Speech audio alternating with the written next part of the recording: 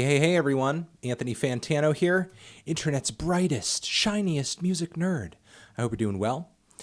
Pretty big music streaming news dropping this week, and that is Apple Music. Looks like it's going to soon be surpassing Spotify's subscriber tally, at least the US subscriber tally. Spotify's been around a while as a music streaming giant. In a lot of ways, you have to kind of thank Spotify for the current, I guess, state of things as far as streaming, because for so many levels of this process, they were kind of the canary in the coal mine. And they sort of pushed through a lot of the, I guess, weeds. They really kind of macheted their way through a lot of the red tape that was preventing streaming from becoming truly what its full potential was, or even is at this point.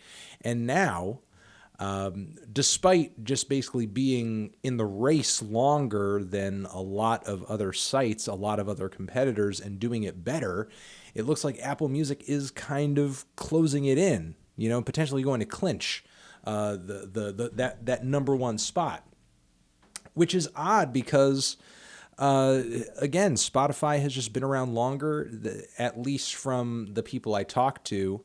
They seem to be a much more popular service, and maybe at the end of the day, Spotify may maintain more overall plays and more traffic on their platform, because you do have the option to listen to music on Spotify for free, whereas on Apple Music you do not.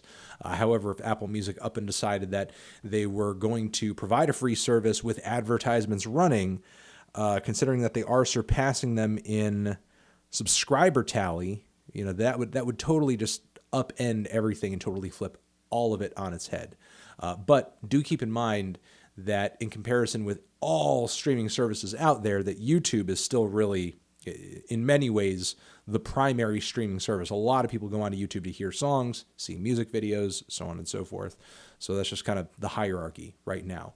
But still, this is pretty significant, and it's, in a way, it kind of stinks, because I do want a healthier and a more competitive, I guess, market in the streaming world, and Apple is so dominant at everything.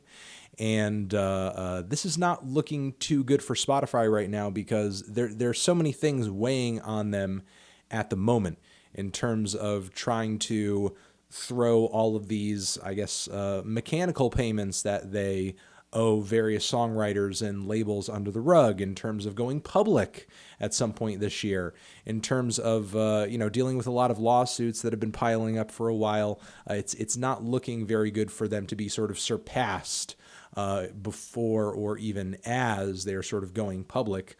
And it's also kind of, I guess, got some investors worried, according to this article over here on Digital Music News. Shout out to the good people over at Digital Music News. Some investors may be kind of getting cold feet, or may have cold feet, because there has been a rumor of lavish spending on salaries and so on and so forth. And listen, it's been no secret that musicians on Spotify are not paid quite as much as they would like to. And on top of that, the money sort of seems to be trickling up in the company, or sort of seems to be sitting there in the company itself, sort of reinvested. So I don't know at this point. It's definitely interesting to kind of see that at least there are ways for services to kind of inch in front of one another in this very small market, because there aren't that many major players. And I myself personally, I do use Apple Music, because I do find the service to be superior. And, I own a Mac, and I have iTunes, and it all just kind of ties in really nicely. And I just find Spotify to be slower. Spotify just runs slower on my shit. Whereas Apple Music, just kind of runs as if I was playing a song through iTunes. So it's just kind of convenient for me personally. But I do, in a lot of ways, prefer the service. And if that's been my experience, I'm not surprised if other people are sort of seeing it the same way. Especially given that it is probably so easy and it is so convenient to be using Apple Music if you do have an iPhone or something like that. And there are a lot of iPhone users out there. So I don't know, guys. It sort of seems like the landscape is shifting a little bit. It is worth watching and it is worth noting.